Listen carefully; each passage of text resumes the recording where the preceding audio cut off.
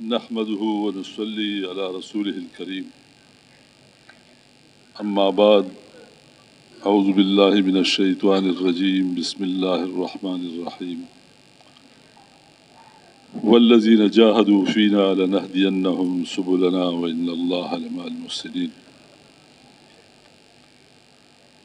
قابل احترام دوستوں اور بزرگوں، اللہ جل جلالہ نے ہم سب کو اس دنیا میں تھوڑے سے وقت کے لیے بھیجا ہے. یہ دنیا کی جو زندگی ہے یہ بہت مختصر ہے لیکن بہت قیمتی زندگی ہے. میرے دوستو، اتنی قیمتی زندگی ہے کہ انسان صرف ایک مرتبہ اس کی زبان سے اس کی گواہی نکل جائے، اشہد ان لا الہ الا اللہ واشہد ان محمد رسول اللہ، تو میرے دوستو اس آدمی پہ جہنم کا آگ حرام ہو جاتا ہے. اتنی قیمتی زندگی ہے. ایک مرتبہ ہم کہتے ہیں سبحان اللہ، ہمارے لیے اللہ پاک جنت میں ایک درخت لگا لیتے ہیں، اور قیامت کے دن میرے دوستو انسان استغفار کرے گا، کلمہ پڑھے گا، توبہ کرے گا، اس کے آنکھوں سے آنسو نکلیں گے لیکن اس کی کوئی قیمت نہیں ہوگی. انسان اتنا روئے گا قیامت کے دن اور اتنا افسوس کرے گا کہ یہ اپنا جو دائیں ہاتھ کا انگوٹھا ہے یہ منہ میں ڈال دے گا، اس کو چبانا شروع کرے گا اور سارا ہاتھ چبا لے گا، اس کو پتہ بھی نہیں لگے گا. اس دن کا رونا انسان کو فائدہ نہیں دے گا. اللہ پاک فرمائیں گے اے بدبختو، رونے کی جگہ دنیا تھی، تم دنیا میں روتے. اب دنیا میں انسان روتا ہے، کتنا روتا ہے؟ ایک آنسو اس کے آنکھ سے نکل جائے اور اس کے چہرے پہ گر جائے، اللہ پاک اس چہرے پہ جہنم کا آگ حرام کر دیتے ہیں. اتنی قیمتی زندگی ہے. یہاں چیزوں کی قیمت نہیں ہے، ہاں جی، یہاں وقت کی قیمت ہے. اور قیامت کے دن میرے دوستو فرماتے ہیں کہ جنت کی جو زمین ہے وہ اتنی قیمتی زمین ہے کہ پوری دنیا اور دنیا میں جو کچھ ہے سب کو ملا دو، جنت کی ایک بالش زمین کی قیمت نہیں ہو سکتی ہے. اتنی قیمتی زمین ہے. وہاں تو میرے دوستو وقت جو ہے انسان کے پاس کتنا ہوگا؟ ہاں جی، 1,00,000 سال نہیں ہوں گے، 2,00,000 سال نہیں ہوں گے، 2 کروڑ سال نہیں ہوں گے، 2 ارب یا 2 کرب سال نہیں، لا متناہی زندگی. انسان وہاں ہمیشہ رہے گا. اللہ جل جلالہ نے یہ فیصلہ فرمایا ہے کہ ایک وقت ایسا آ جائے گا کہ جتنے یہ کائنات کا نقشہ ہے، زمینوں کا، آسمانوں کا، پہاڑوں کا، سمندروں کا، اللہ پاک اس کو ختم کریں گے. اللہ نے فیصلہ فرمایا ہے، یہ ہمیشہ کے لیے نہیں ہے. اور پھر میرے دوستو جو آخرت کی زندگی ہے وہ ابد الآباد زندگی ہے، ہمیشہ کی زندگی ہے، وہ کبھی ختم نہیں ہوگی. امام غزالی رحمۃ اللہ علیہ نے مثال دی ہے، مثال دے کے سمجھانے کے لیے کہ اگر زمین سے لے کر آسمان تک یہ سارا خلا رائی کے دانوں سے بھر دیا جائے اور ایک پرندہ اس پہ چھوڑ دیا جائے کہ اس سے ایک دانہ 1,000 سال کے بعد اٹھائے، تو فرمایا ایسا وقت بھی آ جائے گا کہ دانے ختم ہو جائیں گے. لیکن آخرت کی زندگی وہ ختم نہیں ہوگی، وہ تو ہمیشہ کی زندگی ہے۔ ہاں جی، اس لیے میرے دوستو، انسان ختم نہیں ہوگا، انسان کو اللہ نے ہمیشہ کے لیے پیدا کیا ہے۔ ایک زمانہ ایسا تھا کہ اللہ پاک نے ہمیں روح کی شکل میں پیدا کیا، ہم عالم ارواح میں تھے، پھر وہاں سے اللہ پاک نے ہمیں منتقل کیا ماں کی پیٹ کی طرف، ایک عرصہ ہم نے وہاں گزارا، اور پھر اللہ جل جلالہ نے ہمیں وہاں سے منتقل کیا دنیا کی طرف۔ یہ جو دنیاوی زندگی ہے، اس کے متعلق ایک حدیث مبارک کا مفہوم ہے کہ زمین آسمان کی پیدائش سے 50,000 سال پہلے اللہ پاک نے انسان کی تقدیر کو لکھا۔ اس میں یہ ساری باتیں اللہ نے لکھی، یہ انسان دنیا میں کب آئے گا، اس کی عمر کتنی ہوگی، اس کا کھانا، اس کا پینا، حتیٰ کہ میرے دوستو دنیا میں جو قدم ہم اٹھاتے ہیں، قدم قدم کو اللہ نے لکھا ہے۔ جو سانس ہم لیتے ہیں، یہ سانس اللہ پاک نے لکھا ہے۔ جب یہ ساری چیزیں ختم ہو جائیں گی تو پھر موت کا فرشتہ آ جاتا ہے۔ تو لوگ کہتے ہیں کہ فلاں آدمی کا انتقال ہو گیا، کیا مطلب؟ یعنی یہ آدمی دنیا سے منتقل ہو کر ایک اور زندگی ہے اس کی طرف چلا گیا، اور اس زندگی کا نام ہے برزخ۔ برزخ ایسی جگہ ہے کہ میرے دوستو یہ نہ دنیا ہے اور نہ آخرت ہے، اس کے درمیان ایک جگہ ہے۔ فرماتے کہ جس انسان نے دنیا میں اللہ کو راضی کیا، ایمان اور اعمال کی زندگی گزاری، تو اس کی جو روح ہے، اللہ پاک ایک جگہ ہے برزخ میں جس کو کہتے ہیں علیین، اور فرماتے یہ جو علیین ہے یہ بالکل عرش معلیٰ کے نیچے ہے۔ یہ روح وہاں چلی جاتی ہے، وہاں پر میرے دوستوں مزے ہیں، مختلف کھانے ہیں، اور عجیب عجیب جنت کے مناظر ہیں۔ یہ روح وہاں فرماتے ہیں، حدیث مبارک کا مفہوم ہے کہ عرش معلیٰ کے نیچے جو علیین ہے اس میں قندیل ہے، یہ روح وہاں رہتی ہے، یہ بہت خوش رہتی ہے۔ اور جس انسان نے دنیا میں اللہ کو ناراض کیا اور میرے دوستو خواہشات کی زندگی گزاری، تو اس کی روح جو ہے وہ ایک جگہ ہے برزخ میں جس کو کہتے ہیں سجین، یہ روح وہاں چلی جاتی ہے، وہاں پر عذاب ہے، مصیبتیں ہیں، پریشانیاں ہیں، وہاں بچھو ہے، وہاں سانپ ہے۔ حضور صلی اللہ علیہ وسلم جب معراج کے موقع پہ تشریف لے گئے تو اللہ جل جلالہ نے جنت بھی دکھایا اور جہنم بھی۔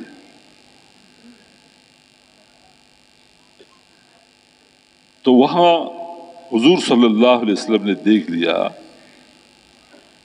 کہ مختلف انسان مختلف عذابوں میں مبتلا ہے۔ میرے دوستو آگ کی تندور ہے، اور ایسی تندور کہ اس میں مرد بھی ہے عورتیں بھی ہے۔ وہ جب آگ بھڑکتی ہے تو یہ اوپر لے جاتے ہیں، اور جب آگ کچھ کم ہو جاتی ہے یہ نیچے آتے ہیں۔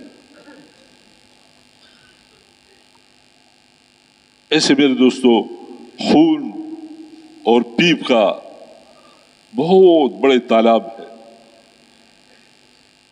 اس میں کچھ لوگ ہیں کہ وہ غوطے کر رہے ہیں۔ تو حضور صلی اللہ علیہ وسلم نے جبرائیل علیہ السلام سے یہ سارا جو مناظر دیکھے پوچھا، تو جبرائیل علیہ السلام نے فرمایا کہ یہ دنیا میں فلاں گناہ کرتے تھے، یہ فلاں گناہ کرتے تھے، اس گناہ کا عذاب یہاں جو ہے یہ بھگت رہے۔ اس لیے میرے دوستوں میں عرض کر رہا ہوں کہ جو دنیاوی زندگی ہے یہ بہت قیمتی زندگی ہے، اس کا ایک ایک لمحہ یا تو ہماری آخرت بن رہی ہے اور یا ہماری آخرت یہ بگڑ رہی ہے۔ اس لیے آج جو دنیا میں پریشانی ہے، لوگ کہتے ہیں پریشانی ہے پریشانی ہے، میرے سے معاملہ وہاں سے بگڑا ہوا ہے۔ جب حضور صلی اللہ علیہ وسلم معراج کے موقع پہ تشریف لے گئے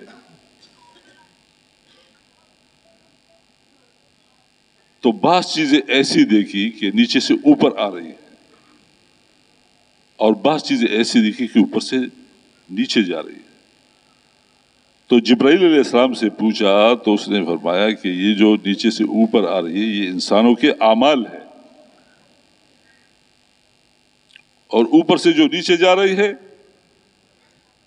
یہ اللہ پاک کی طرف سے فیصلے ہیں۔ جیسے ہم اعمال کرتے ہیں، ابھی ہم نے عصر کی نماز پڑھی تو فرمایا جب ہم عصر کا وقت آتا ہے تو فرشتوں کی تبدیلی ہوتی ہے، جو رات کے فرشتے ہیں وہ آ جاتے ہیں، دن کے فرشتے واپس چلے جاتے ہیں۔ تو یہ فرشتے انسان کے اعمال کو اپنے ساتھ لے جاتے ہیں۔ ہم باتیں کر رہے ہیں، ہم دیکھ رہے ہیں، ہمارے اعضاء جوارح جس عمل میں مصروف ہوتے ہیں یہ فرشتے لکھتے ہیں، اور جب یہ اعمال اوپر چلے جاتے ہیں پھر اللہ جل جلالہ اس پہ فیصلے فرماتے ہیں۔ اب اعمال خراب ہو جاتے ہیں تو اللہ پاک کی طرف سے جو فیصلے آتے ہیں وہ کیسے آتے ہیں؟ جی پریشانیوں کے فیصلے آتے ہیں، مصیبتیں آتی ہیں، جی لوگ پریشان ہو جاتے ہیں،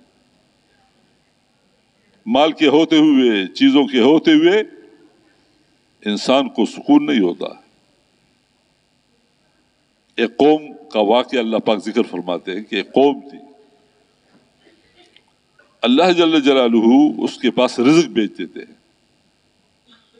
صبح و شام۔ جب اس قوم نے اللہ کی نافرمانی شروع کی تو اللہ پاک فرماتے ہیں میں نے اس کے اوپر 2 عذاب مسلط کیے، ایک عذاب خوف کا اور ایک عذاب بھوک کا، بلکہ اللہ پاک فرماتے ہیں میں نے ان کو خوف اور بھوک کا لباس پہنا دیا، یہ پریشان ہو گئے۔ اس لیے میرے دوستو انبیاء علیہ السلام کی جو دعوت تھی وہ یہ تھی، اے انسانوں سب سے پہلے اپنے دل کا یقین صحیح کرو اور پھر اپنے بدن سے نکلنے والا عمل صحیح کرو، اللہ پاک تمہارے حالات کو ٹھیک کر دیں گے۔ اور جب تمہارے یقین بگڑ جاتے ہیں تو اعمال بھی بگڑ جاتے ہیں، پھر اللہ جل جلالہ کی طرف سے جو فیصلے آتے ہیں میرے دوستو وہ پریشانیوں کے ہوتے ہیں۔ مرد بھی پریشان، عورتیں بھی پریشان، مالدار بھی پریشان، غریب بھی پریشان، ہر آدمی پریشان۔ انبیاء علیہ السلام کی محنت وہ ایمان کی محنت تھی، اعمال کی محنت تھی۔ تبلیغ میں بھی کس کی محنت ہے؟ ایمان کی اور اعمال کی محنت ہے کہ ہمارے یقین یہ صحیح ہو جائے، ہمارے اعمال صحیح ہو جائے تو اللہ جل جلالہ ہمارے حالات کو صحیح کر دے۔ وَلَوْ أَنَّ أَهْلَ الْقُرَىٰ آمَنُوا وَاتَّقَوْا لَفَتَحْنَا عَلَيْهِمْ بَرَكَاتٍ مِّنَ السَّمَاءِ وَالْأَرْضِ، اگر یہ بستیوں والے اور یہ شہر والے یہ ایمان اور تقوی والے بن جائے تو اللہ جل جلالہ ان کے اوپر رحمتوں اور برکتوں کے دروازے کھول دیں گے. اور اب میرے دوستو، ایمان کو سیکھنا، ایمان کو بنانا، ایمان کو مضبوط کرنا یہ کوئی مشکل بات نہیں. اللہ پاک نے آسان فرمایا کہ ایک آدمی کہے کہ بھائی میں تو غریب آدمی ہوں، میں ایمان کو کیسے بناؤں؟ ایک مالدار آدمی کہتے ہیں میں ایمان کو کیسے بناؤں، میں تو مالدار آدمی ہوں. میرے دوستو، قیامت تک اللہ پاک نے اس بات کو بہت آسان فرمایا ہے کہ غریب سے غریب آدمی، امیر سے امیر آدمی، بیمار ہو، معذور ہو، مرد ہو، عورت ہو، ہر ایک میرے دوستو ایمان کی محنت کر سکتا ہے، اپنے ایمان کو بنا سکتا ہے، اپنے یقین کو صحیح کر سکتا ہے. میرے دوستو، جتنے انبیاء علیہ السلام دنیا میں تشریف لائے، ہر نبی کو اللہ پاک نے کلمے کی دعوت کے ساتھ مبعوث فرمایا. ہر نبی نے کلمے کی دعوت دی، کوئی اور محنت نہیں کی. ہر زمانے میں مختلف فتنے تھے. ہود علیہ السلام کے زمانے میں فتنہ تھا، نوح علیہ السلام کے زمانے میں فتنہ تھا، صالح علیہ السلام کے زمانے میں، ابراہیم علیہ السلام کے زمانے میں. تو اللہ پاک نے کوئی اور کام نہیں دیا. نہیں، ہر نبی کو اللہ نے کیا دیا کہ جا کے تم ان لوگوں سے کہہ دو کہ تم کلمہ پڑھو لا الہ الا اللہ. یہ محنت ہے کہ ہم روزانہ اس کلمے کی دعوت دیں، نفی اثبات کرے. اللہ سے ہوتا ہے، اللہ کے غیر سے نہیں ہوتا ہے. مال سے، مل سے، چیزوں سے ہماری زندگی نہیں بنے گی. زندگی بنانے والے اللہ پاک کی ذات ہے، وہ پالنے والے ہیں، وہ ہمارے رب ہے، وہ پرورش کرنے والے ہیں. جیسے اللہ جل جلالہ نے آسمانوں کو پیدا کیا، زمینوں کو پیدا کیا، پہاڑوں کو پیدا کیا، سمندروں کو پیدا کیا، ایسے انسان کو پیدا کیا.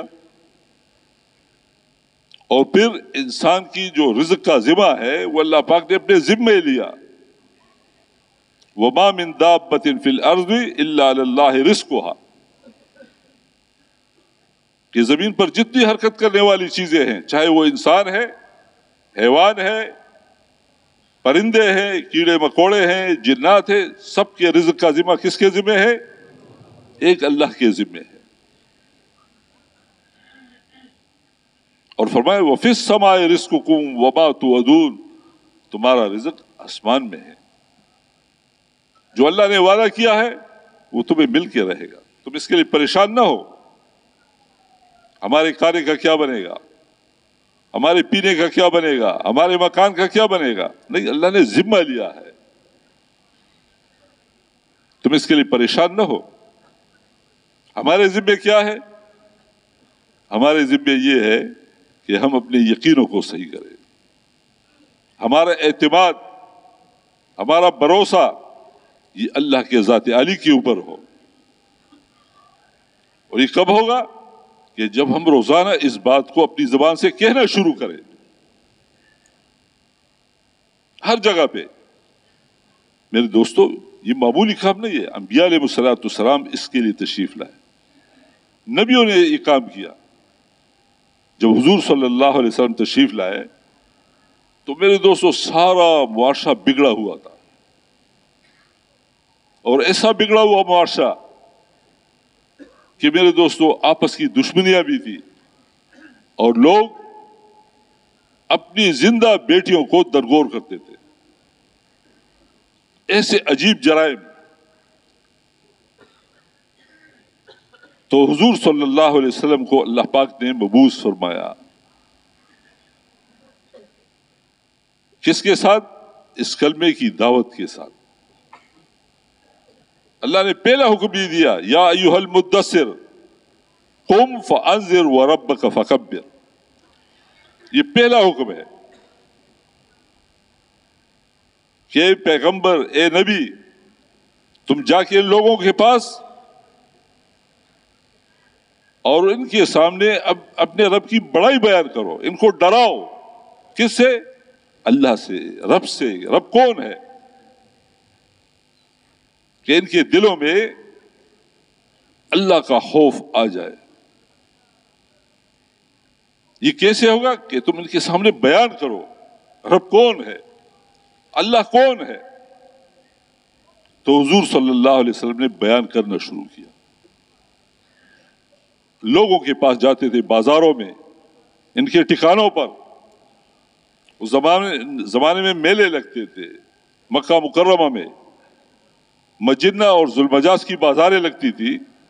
حضور پاک علیہ الصلوۃ والسلام ایک ایک آدمی کے پاس جاتے تھے اور ان کو دعوت دیتے تھے. ایک صحابی کہتے ہیں کہ میں اپنے باپ کے ساتھ گیا تھا میلے پہ. تو یہ صبح کا وقت تھا. میں نے دیکھا کہ ایک آدمی کھڑا ہے، لوگ اس کے گرد جمع ہو جاتے پھر پھیل جاتے ہیں. تو میں نے اپنے باپ سے پوچھا یہ آدمی کون ہے؟ تو میرے باپ نے کہا کہ یہ آدمی جو ہے یہ کہتے ہیں میں اللہ کا نبی ہوں اور لوگوں کو اس کلمے کی دعوت دیتا ہے، تم کلمہ پڑھو. لوگ انکار کرتے ہیں. تو پھر میں نے دیکھا کہ یہ سورج جو ہے یہ آدھے آسمان پہ آ گیا، دوپہر کا وقت ہو گیا. ایک لڑکی آئی اور اس لڑکی کے ہاتھ میں برتن تھا پانی سے بھرا ہوا. حضور نے پانی لیا، اپنے منہ مبارک پہ ڈالا، پھر پیا، اور وہ لڑکی رو رہی تھی. تو حضور نے فرمایا اے بیٹی تم اپنے باپ کے اوپر خوف نہ کرو، تمہارے باپ کا لایا ہوا دین یہ ہر کچے اور پکے مکان میں داخل ہوگا. وہ جھونپڑا جو بالوں سے بنا ہوا ہے اس میں داخل ہوگا. حضور صلی اللہ علیہ وسلم ایسے یقین کے ساتھ دعوت دے رہے تھے اور لوگ نہیں مان رہے تھے. تو میرے دوستو ہر زمانے میں جب نبی آتا تھا دعوت دیتا تھا تو ہر زمانے میں لوگ اپنے مسائل کو پیش کرتے تھے. ہمارا یہ مسئلہ ہے، ہمارا یہ مسئلہ ہے. تو ایک دن ابو جہل نے بھی کہا کہ دیکھو تم روزانہ کہتے ہو میرا رب یہ کرتا ہے، میرا رب یہ کرتا ہے، میرا رب یہ کرتا ہے، تو تم اپنے رب سے کہہ دو کہ مکے کے پہاڑ ہم سے ہٹا دے. اور جیسے شام میں، فلسطین میں نہریں اور باغات ہیں، یہاں بھی ایسے نہریں اور باغات ہو. تو حضور نے فرمایا اس کی جواب میں، دیکھو قیامت تک آنے والے انسان کے لیے یہ بات ہے کہ اللہ پاک نے مجھے نبی بنا کے بھیجا ہے،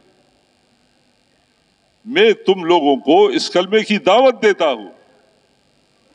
اگر تم لوگوں نے یہ کلمہ پڑھ لیا تو اللہ پاک تمہیں عرب اور عجم پہ بادشاہی عطا فرمائیں گے. کیا مطلب؟ کہ میرے دوستو کلمہ تو ہم نے پڑھا ہے، لیکن مطلب اس کا یہ ہے کہ وہ ایمان جو اللہ کو مطلوب ہے، اللہ پاک تم سے چاہتے ہیں، ایسا ایمان بنانا کہ اس میں کوئی چوں چھڑا نہ ہو کہ اللہ پاک تو کرتے ہیں. کیسے کرتے ہیں؟ اللہ تو پالتے ہیں. کیسے پالتے ہیں؟ بغیر دکان کے، بغیر کھیتی کے، بغیر کارخانے کے. نہیں بھائی، پالنے میں اللہ پاک کسی چیز کی طرف محتاج نہیں، نہ زمین کی طرف، نہ آسمان کی طرف، نہ کارخانے کی طرف. اس لیے فرماتے بھائی روزانہ اس بات کی دعوت دو گے. دکان سے نہیں ہوتا ہے، کارخانے سے نہیں ہوتا ہے،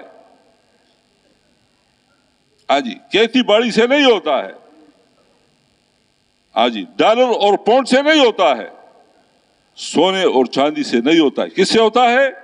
ایک اللہ سے ہوتا ہے. میرے دوستو جب یہ دعوت دو گے تو یہ بات تمہارے دل میں اتر گی. آج دیکھو بھائی 24 گھنٹے گزر جاتے ہیں، ہماری زبان پہ اللہ کا نام ہی نہیں آتا ہے. ہم دنیا کو بولتے ہیں. اور بھائی کتنے خطرے کی بات ہے. حضرت مولانا یوسف رحمۃ اللہ علیہ فرمایا کرتے تھے کہ جہاں پر دنیا کے تذکرے ہوں گے، جہاں پر غیر اللہ کے تذکرے ہوں گے، وہاں پر بلائیں اور مصیبتیں آئیں گی. اور جہاں پہ اللہ کے تذکرے ہوں گے، جہاں پر آخرت کے تذکرے ہوں گے، وہاں سے ساری بلائیں اور مصیبتیں چلی جائیں گی. ہم کہتے ہیں نا بھائی یہ بلا ہے، یہ مصیبت ہے، یہ پریشانی ہے. ہاں بھائی آج ہم اللہ کے غیر سے متاثر ہیں، ہم اللہ سے متاثر نہیں ہیں. ابھی کہ اللہ کے ہاتھ میں کیا ہے؟ بھائی اللہ کے ہاتھ میں جی زمینوں کا نظام، آسمانوں کا نظام، سمندروں کا نظام، پورے کائنات کا نظام کس کے ہاتھ میں ہے؟ ایک اللہ کے ہاتھ میں ہے. اللہ رب العزت نے حضور سے فرمایا تم ان لوگوں کو دعوت دو، قل اللہم مالک الملک، کہ اللہ جل جلالہ وہ بادشاہوں کے بادشاہ ہے. توتی الملک من تشاء، جس کو چاہتے ہیں بادشاہ دے دیتے ہیں. وتنزع الملک ممن تشاء، جس سے چاہتے ہیں چھین لیتے ہیں. یہ بادشاہ خود نہیں آتے ہیں کہ ایک آدمی کہتے میں بادشاہ بن جاؤں. نہیں میرے دوستو، اللہ پاک اس کو لاتے ہیں. ایک حدیث مبارک کا مفہوم ہے، اللہ پاک فرماتے ہیں میں بادشاہوں کا بادشاہ ہوں، یہ بادشاہ تمہارے اوپر میں مسلط کرتا ہوں. جب تم زمین میں بغاوت کرتے ہو، اللہ کی نافرمانی کرتے ہو، تو اللہ پاک تمہارے اوپر ظالم بادشاہوں کو مسلط کر دیتے ہیں. جب تمہارے بادشاہ ظالم ہو تو تم اپنے بادشاہوں کو برا نہ کہو، میں نے اس کو تمہارے اوپر مسلط کر دیا ہے. تم اس وقت میرا ذکر شروع کرو، تم میری طرف توجہ کرو، تم توبہ کرو، پھر دیکھو میں کیا کرتا ہوں. میرے دوستو، قرآن پاک اللہ کا کلام ہے. اس میں ایک واقعہ ہے، اللہ پاک اس واقعے کو بار بار دہراتے ہیں. یہ ہمارے لیے تعلیم ہے کہ دیکھو اللہ قیامت تک اللہ کا جو ضابطہ ہے وہ وہی ضابطہ ہے، وہ بدلتا نہیں ہے.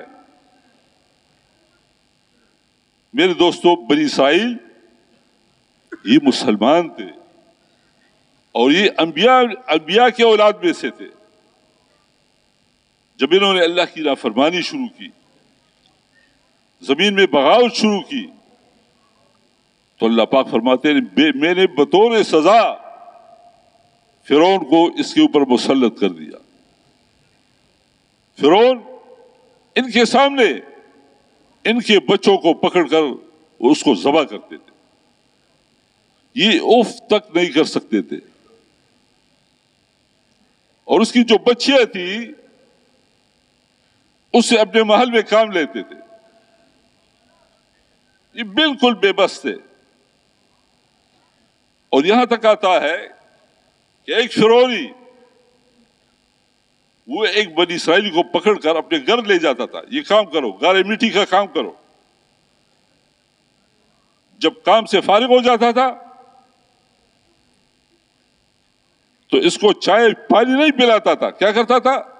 تھپڑ اور لات مار کر اس کو اپنے گھر سے نکالتا تھا.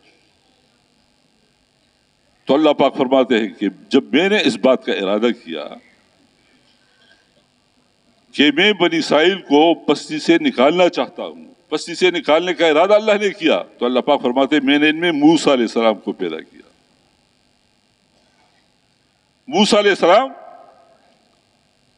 جی وہ تشریف لائے. اس نے کیا کیا؟ جی اس نے محنت شروع کی.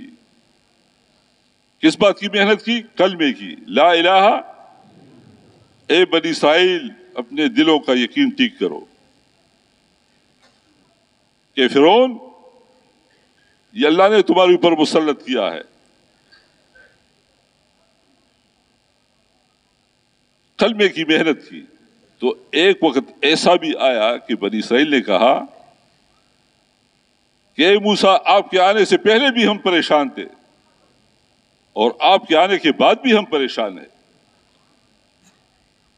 تو موسیٰ علیہ السلام نے فرمایا کہ دیکھو تم اللہ سے مدد مانگو, تم تقوی اختیار کرو اور اپنے گھروں کا رخ یہ بیت المقدس کی طرف کرو, اس میں نمازیں قائم کرو.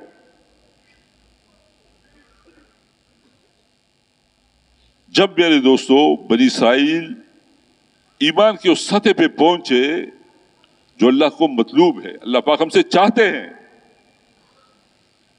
تو اللہ جل جلالہ نے اپنا ہاتھ فرعون اور فرعونیوں کے اوپر ڈال دیا.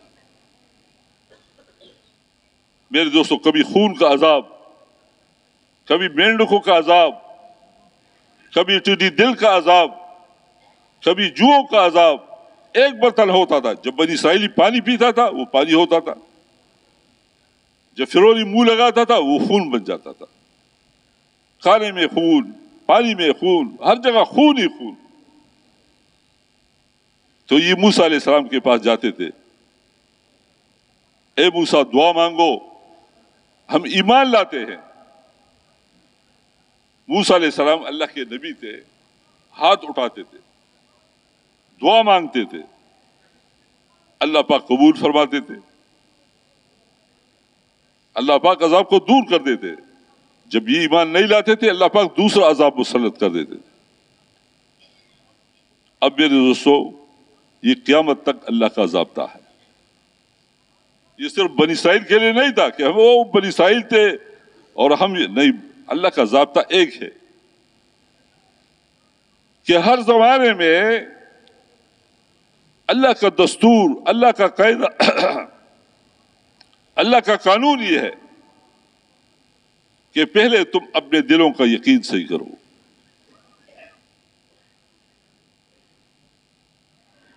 اللہ کے غیر کا یقین یہ دل سے نکالو. مال کا یقین, ملک کا یقین, پیسے کا یقین, سونے کا یقین, چاندی کا یقین یہ دل سے نکالو.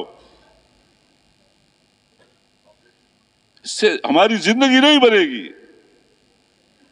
زندگی بنانے والے اللہ پاک ہے. اور بات ہے جب آخری زمانہ آئے گا تو ایک انسان کے پاس اتنا سونا ہوگا جتنا کہ بیل کا سر ہے, اور یہ لے کے لوگوں کے پاس جائے گا, مجھے کھانا کھلاؤ, مجھے پانی پلاؤ. نہ کھانے کے لیے ملے گا نہ پینے, اسی کے اوپر سر رکھ کے وہ جان دے دے گا. اور جب آخری زمانہ آئے گا تو جتنے اہل اللہ ہیں یہ پہاڑوں کے اوپر چلے جائیں گے, اور وہاں پر یہ تیسرا کلمہ پڑھیں گے, سبحان اللہ, الحمدللہ, لا الہ الا اللہ, اللہ اکبر. یہ اس کا کھانا بھی ہوگا اور یہ اس کا پینا بھی ہوگا. میرے دوستوں پالنے والے کون ہے؟ ایک اللہ ہے. آج چاہے جس طریقے سے انسان کو پالے, آج پالنے میں اللہ پاک کسی کھیتی کی طرف محتاج نہیں ہے. آج گندم کی طرف, روٹی کی طرف, چاول کی طرف نہیں بھائی. اللہ پاک نے اصحاب کہف کو پالا. کیسے پالا؟ آج یہ تو اللہ کی قدرت کی نشانیاں ہیں. یہ چند جوان تھے اس زمانے میں, جو بادشاہ تھا وہ کافر تھا, تو یہ لوگ بھاگ گئے اپنے ایمان کی حفاظت کے لیے. اس وطن کو چھوڑ دیا, اس زمین کو چھوڑ دیا. اب میرے دوستو یہ غار میں پہنچے, اور جب غار میں پہنچ گئے تو وہاں سو گئے. اللہ پاک نے نیند کو اس کے اوپر غالب کر دیا. یہ 5 تھے, 7 تھے, 9 تھے, اللہ کو معلوم ہے کتنی اس کی تعداد تھی. جب یہ اٹھے تو آپس میں ایک دوسرے سے کہنے لگے کہ ہم نے یہاں پر کتنا وقت گزارا. کہا دن یا دن کا کچھ حصہ. تو اللہ پاک نے فرمایا نہیں, تم نے یہاں پر 309 سال گزارے. اب 309 سال میں نہ انہوں نے کھانا کھایا, نہ انہوں نے پانی پیا. زندگی کس نے دی؟ اللہ نے دی. اللہ نے اس کو زندہ رکھا بغیر کھانے پینے کے. اور یہ زمین پہ پڑے ہوئے تھے، اس کے بدن خراب نہیں ہوئے، یہاں تک کہ اس کے کپڑے بھی خراب نہیں ہوئے۔ میرے دوستو، اللہ جل جلالہ کیسے زبردست طاقت اور قوت والے ہیں، کیسے زبردست طریقے سے حفاظت کرنے والے ہیں کہ میرے دوستو 309 سال میں کوئی موذی جانور اس طرف نہیں آیا۔ اللہ نے کیسے حفاظت فرمائی۔ تو میرے دوستو اس یقین کو سیکھنا، اس لیے فرماتے ہیں کہ دو قوم ایسے ہیں کہ اللہ پاک اس کو ہلاک نہیں کرتی۔ ایک وہ قوم جس کے ساتھ اپنے ایمان کی فکر ہو، اپنی اصلاح کی فکر ہو کہ ہم ایمان سیکھ لیں، ہمارے ایمان کی حفاظت ہو جائے۔ اللہ پاک ایسی قوم کو ہلاک نہیں کرتی ہے۔ اس لیے بھائی دعوت و تبلیغ میں کیا کہا جاتا ہے؟ اللہ کے راستے میں نکل جاؤ۔ کس لیے؟ ایمان سیکھنے کے لیے، کہ ہم ایمان کو سیکھ لیں۔ ایمان سیکھنے کی چیز ہے۔ اور میرے دوستو قبر میں بھی جب ہم جائیں گے تو پہلا سوال کس کے متعلق ہے؟ ہاں بھائی ایمان کے متعلق ہے۔ اب مجھ سے سوال ہوگا، میرے سوال تم سے نہیں ہوگا۔ ہاں جی، مجھ سے میرے گورنر کے متعلق سوال نہیں ہوگا، میرے وزیر کے متعلق سوال نہیں ہوگا، مجھ سے سوال ہوگا میری ایمان کے متعلق۔ تم بتاؤ من ربک، تمہارا یقین دنیا میں کیا تھا؟ کہ پالنے والے، پرورش کرنے والے، روزی دینے والے کون تھے؟ اس لیے میرے دوستو اس غلط فہمی سے آج ہم اپنے آپ کو نکال لیں۔ ہم کسی کے اوپر بات نہ کریں بھائی فلاں خراب ہے، فلاں خراب نہیں، بھائی میں بن جاؤں، میں ٹھیک ہو جاؤں، میں ٹھیک ہو گیا تو سارے لوگ ٹھیک ہو جائیں گے۔ ہاں جی میرے دوستو، انبیاء علیہ السلام کی یہ محنت تھی، ایک ایک آدمی پہ محنت کرتے تھے، ایک ایک آدمی کے پاس جاتے تھے اور اس کے سامنے اللہ کو بیان کرتے تھے، لوگوں کو اللہ سے متاثر کراتے تھے۔ تو بھائی کم از کم ایک نیت تو ہم سارے کر لیں کہ بھائی ہم روزانہ کلمے کی دعوت دیں گے، ٹھیک ہے نا بھائی؟ دیکھو بھائی مشکل نہیں ہے، یہ ایمان سیکھنے کا راستہ ہے کہ ہم روزانہ کلمے کی دعوت دیں۔ یہ معمولی کلمہ نہیں ہے، یہ کلمہ یہ توحید کا کلمہ ہے، یہ ایمان کا کلمہ ہے، اور یہ تقوی کا کلمہ ہے، یہ اخلاص کا کلمہ ہے۔ جی اور جب ہم اس کلمے کی دعوت دیں گے تو بھئی ہمیں فائدہ کیا ہوگا؟ فرماتے ہیں جب ہم اس کلمے کی دعوت دیں گے تو موت کے وقت یہ کلمہ ہماری زبان پہ آ جائے گا۔ جی موت کے وقت کیا ہوگا بھائی؟ ہاں کلمہ ہماری زبان پہ آئے گا۔ اس لیے بھائی ہم روزانہ کلمے کی دعوت دیں، نفی اثبات کریں۔ اللہ سے ہوتا ہے، اللہ کے غیر سے نہیں ہوتا ہے۔ جی وہ ذات جس نے ہمیں پیدا کیا وہ ہمارے کارساز ہے، مددگار ہے، حاجت روا ہے، مشکل کشا ہے، سب کچھ اس کے ہاتھ میں ہے۔ مخلوق کے ہاتھ میں کچھ بھی نہیں ہے۔ جی مخلوق، یہ ساری کی ساری مخلوق محتاج ہے۔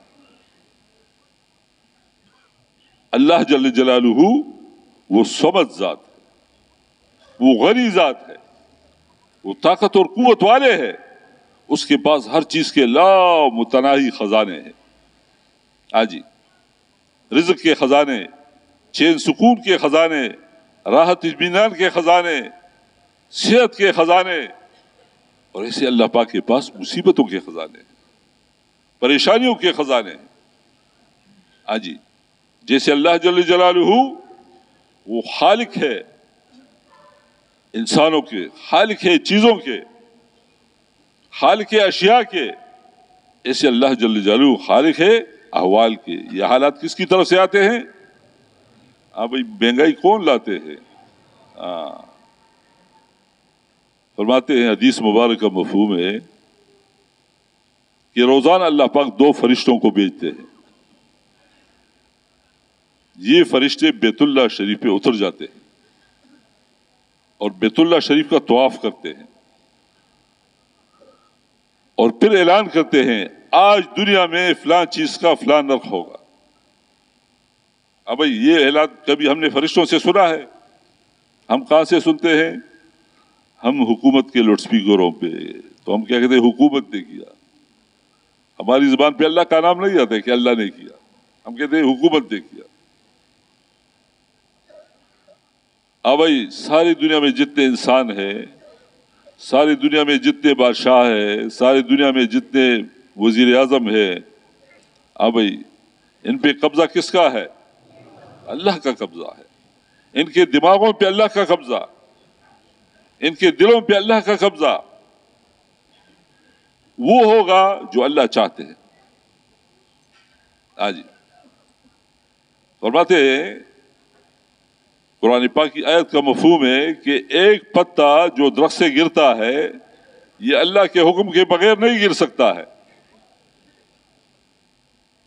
بھئی دن کون لاتا ہے؟ رات کون لاتا ہے؟ جی بھئی کبھی گرمی، کبھی سردی، کبھی بہار، کبھی خزان. جی ایسے میرے دوستو یہ جتنے بھی حالات ہیں اللہ پاک کی طرف سے، یہ ہمارے ایمان کا حصہ ہے. جی اب بھائی جب ہم روزانہ کلمے کی دعوت دیں گے تو جو حال بھی آئے گا تو ہماری توجہ اللہ پاک کے ذات عالی کی طرف جائے گی. جی اور ایسا نہیں ہوگا بھائی ہم کلمے کی دعوت نہیں دیں گے، روزانہ ہماری زبان پہ مخلوق کے تذکرے ہوں گے، جب ہمارے اوپر حالات آئیں گے تو پھر ہم کیا کریں گے بھائی؟ ہم مخلوق کے پیچھے بھاگیں گے. جی ہم مخلوق کے دروازے کھٹکھٹائیں گے. اس لیے فرماتے بھائی ہاں فَفِرُّوا إِلَى اللَّهِ، تم کس کی طرف دوڑو؟ اللہ کی طرف دوڑو. تم اللہ کو پکارو، تم اللہ سے مانگو. اللہ پاک خوش ہوتے ہیں.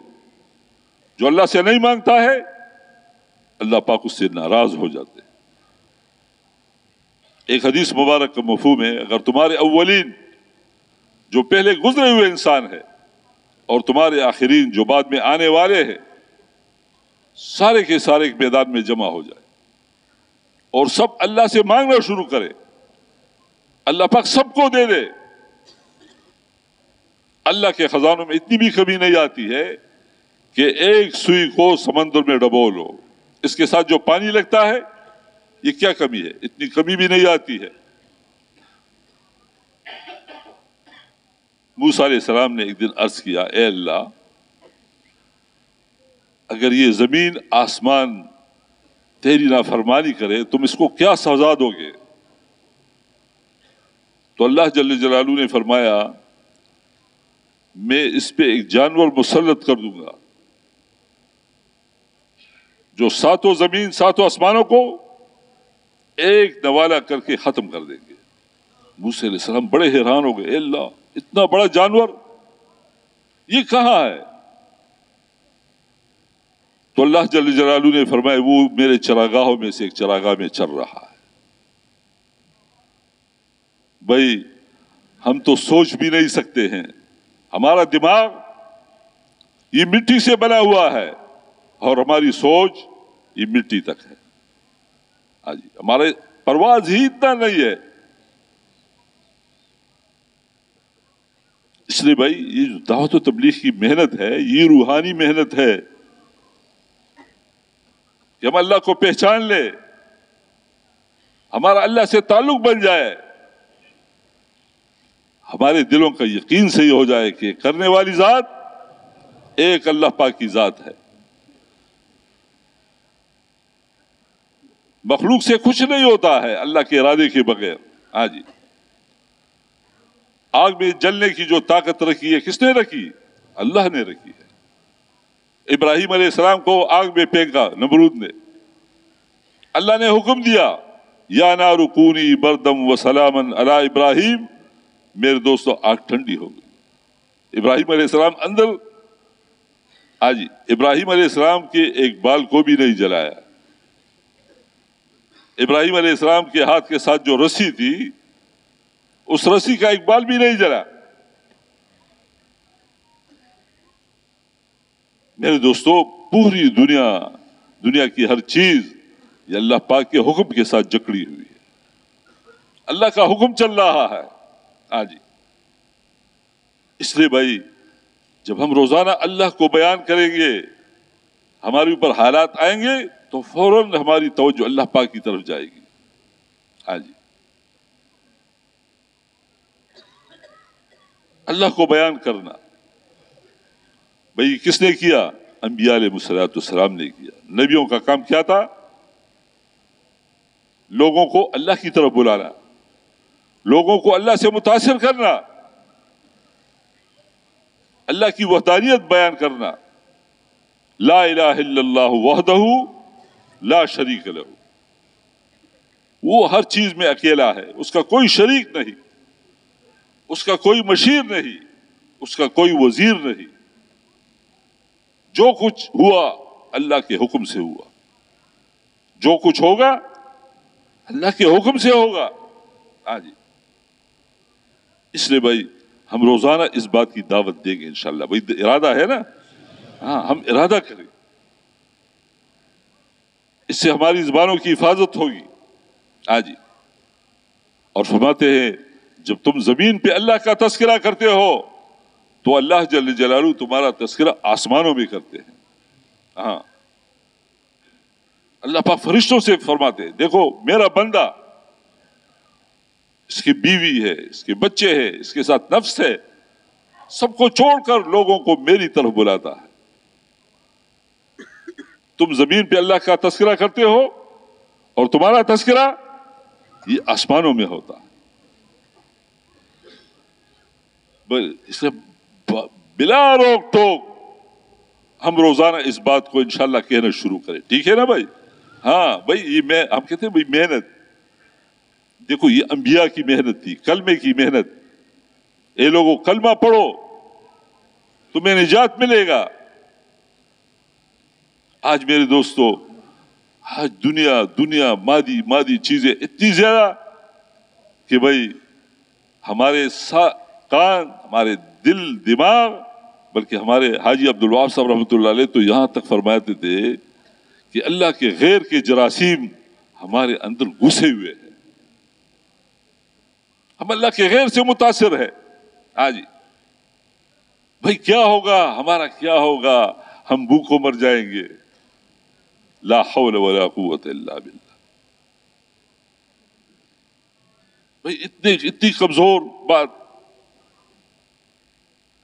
ہمارے کھانے کا کیا ہوگا، ہمارے بچوں کا کیا ہوگا؟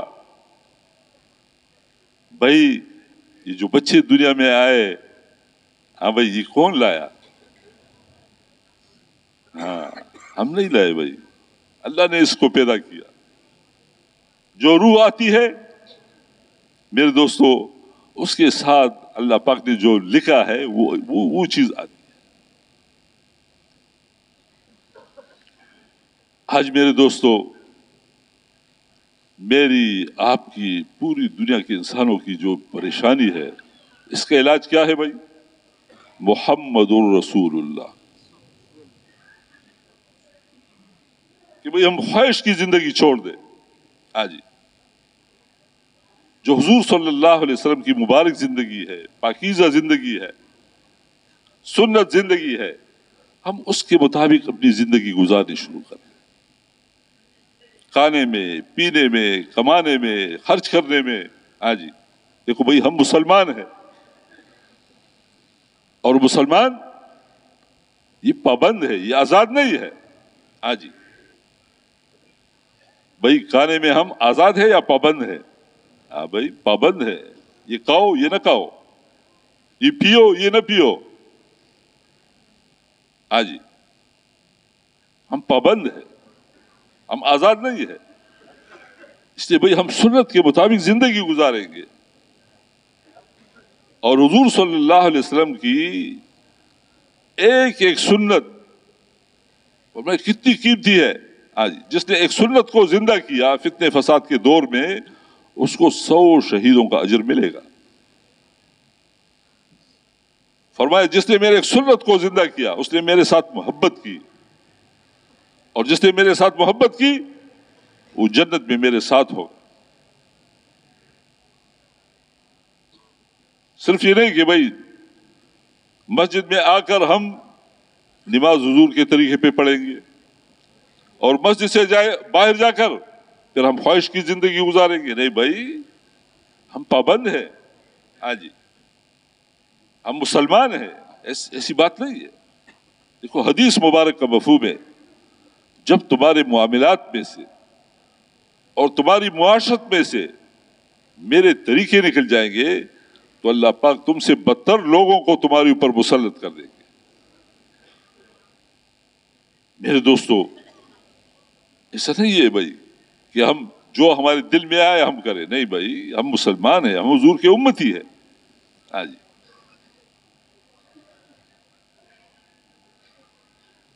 اور اللہ کا ضابطہ ہے، اللہ کا قانون ہے میرے دوستو، قیامت تک۔ اللہ پاک نے فرمایا قل، اے پیغمبر تم اعلان کرو، ان کنتم تحبون اللہ فاتبعونی یحببکم اللہ،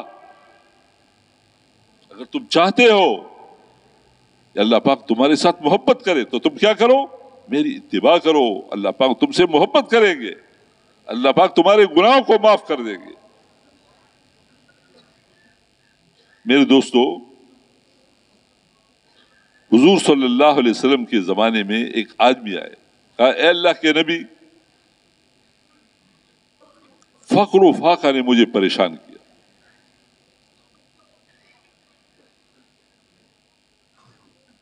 تو حضور نے فرمایا جب تم گھر کا دروازہ کھولو بسم اللہ پڑھو، مسنون دعا سکھائی، مسنون دعا پڑھو، جب گھر میں داخل ہو جاؤ کوئی موجود ہو یا نہ ہو تم سلام کرو، السلام علیکم، اور سورۃ اخلاص پڑھو، درود شریف پڑھو۔ یہ صحابی کہتے ہیں میں نے یہ طریقہ اختیار کیا، اللہ پاک نے اتنی فراخی کی کہ میں دوسرے لوگوں کو دینے والا بن گیا۔ دیکھو بھائی، ایک سنت پہ گھر میں داخل ہونے، آدمی گھر سے نکلتا ہے اور یہ کہتا ہے بسم اللہ توکلت علی اللہ لا حول ولا قوت الا باللہ، تو ایک فرشتہ اعلان کرتا ہے اللہ نے تمہیں ہدایت دی، اللہ تمہارے لیے کافی ہو گئے، اللہ نے تیری حفاظت کی اور شیطان کو تجھ سے دور کیا، ایک دعا پہ۔ بھائی اس زندگی کو سیکھنا، ہم کہتے ہیں بھائی اللہ کے راستے میں نکل جاؤ، کس لیے؟ کہ ہم حضور صلی اللہ علیہ وسلم کی یہ مبارک زندگی سیکھ لیں آج، کہ بھئی ہمارا دیکھنا، ہمارا سننا، ہمارا کھانا، ہمارا پینا، ہمارا لباس، آج دیکھو جیسے قبر میں ایمان کا سوال ہے تو ایسے حضور کے متعلق سوال ہوگا قبر میں، تم کیا کہتے ہو اس آدمی کے متعلق جو اللہ پاک نے تمہارے طرف نبی بنا کے بھیجا؟ اب جس آدمی نے بھائی ایک آدمی کو پہچانتا نہیں ہے، خواب میں اس کو پہچان لے گا؟ اگر ہم نے یہاں حضور کو نہیں پہچانا تو بھائی ہم قبر میں پہچان لیں گے، پھر وہاں ہائے ہائے لا ادری، پھر پٹائی ہوگی۔ اس لیے بھائی دیکھو مشکل بات نہیں ہے، ہم ارادہ کریں کہ ہم سنت کے مطابق زندگی گزاریں گے اور بھائی ہم اس کو دنیا میں رواج دیں گے، ہاں جی، کہ حضور صلی اللہ علیہ وسلم کی جو مبارک زندگی ہے یہ آج پوری دنیا میں زندہ ہو جائے، ہماری ساری پریشانیاں ختم ہو جائیں گی۔ دیکھو ایک حدیث مبارک کا مفہوم ہے کہ جو آدمی 2 رکعت سنت پڑھتا ہے فجر کی اپنے گھر میں اور پھر فرض نماز کے لیے مسجد آتا ہے تو اللہ پاک اس کو دنیا میں 3 انعامات عطا فرمائیں گے۔ ایک، اس کے مال اولاد میں اللہ پاک برکت عطا فرمائیں گے، اس کا خاتمہ ایمان کے اوپر ہوگا، اور اس کے اور بیوی کے درمیان جھگڑا نہیں ہوگا، اللہ پاک امن کی زندگی عطا فرمائیں گے ایک سنت پہ۔ اب بھائی 24 گھنٹے آج سنت زندگی ہماری طرف متوجہ ہے، آج کھانے میں، پینے میں، لباس میں، معاملات میں، معاشرت میں، اس لیے بھائی ہم علماء سے پوچھا کریں، آج تفصیلی علم یہ علماء کے پاس ہے. ہاں جی، میرے بیٹے کی شادی ہے، میری بیٹی کی شادی ہے، علماء سے پوچھو طریقہ کیا ہے، حضور کا طریقہ کیا ہے. ہاں جی، یہ نہیں کہ بھائی جو دل میں میرے دل میں آئے میں وہ کروں، یہ مال میرا ہے جیسے میری مرضی. نہیں بھائی، یہ مال اللہ پاک نے تمہیں دیا ہے. یہ کیا ہے بھائی؟ امانت ہے. ہاں جی. اور اس کے دیکھو حدیث مبارک کا مفہوم ہے کہ قیامت کے دن انسان کے قدم اس وقت تک اپنی جگہ سے ہٹ نہیں سکتے جب تک 4 باتوں کا جواب نہ دے. ایک یہ کہ مال کس طرح کے، زندگی کیسے گزاری تھی، یہ پہلا سوال ہے. دوسرا سوال، جوانی کیسی گزاری تھی. حالانکہ جوانی یہ عمر میں ہے، لیکن جوانی کا سوال جدا ہے. اور مال کیسے کمایا تھا اور کیسے خرچ کیا تھا.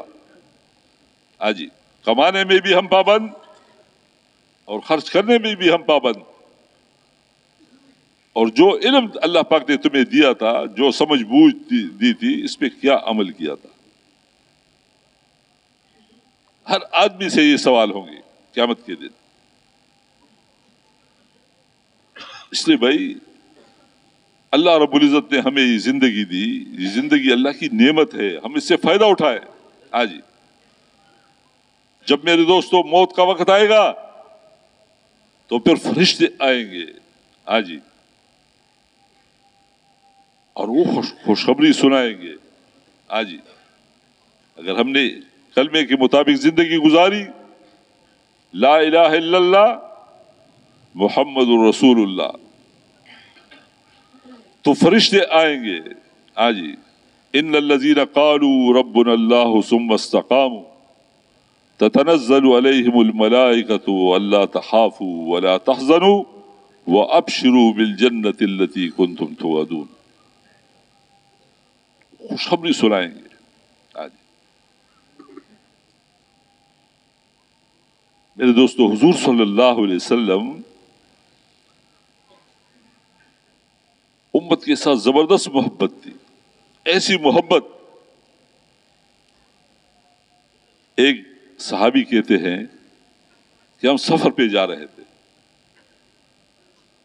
تو وہ سفر اتنا لمبا ہو گیا اور ہم ایسے تک گئے، ایسی عجیب تھکاوٹ تھی کہ ہم اپنے سواریوں سے اترے نہیں، ہم دڑام کے گر گئے ایسے.